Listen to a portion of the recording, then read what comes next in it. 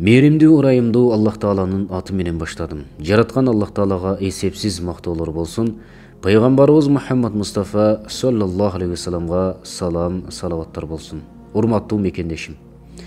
Кимдин үйүндө оорулуу болсо, ким ооруп жаткан болсо, Аллах Таала мына ушул оорусуна толук кылып, шифасын тез арада берген болсун.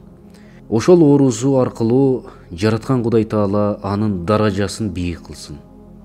Ошол өзүнүн үй бүлөсүнүн алдында, деги эле бул кыргыз элинин, жеринин алдында Аллах Таала анын даражасын бийик кылып, күнөөлөрүн кечирип, ушул элине, жерине, динине кызмат кылган инсан кылсын.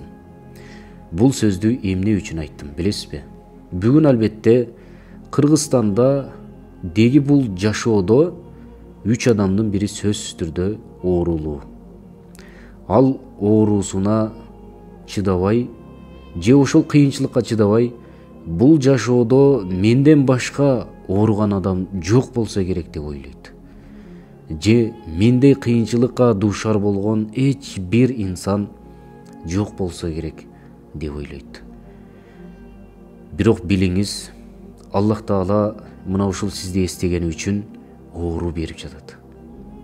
Ошол оорунун айынан, ошол оорунун себебинен сиздин даражаңызды бийик кылып, күнөөлөрүңүздү кечирип, бул дүйнөдөн өткөндөн кийинки акырет жашоосуна, бейиш жашоосуна сиздин даражаңызды бийик кылып жаткандыр. Пайгамбарыбыз саллаллаху алейхи вассалам айтат, мына ушундай мааниде айтат: кимге Аллах Таала оору берсе, анын күнөөлөрү кечирилет.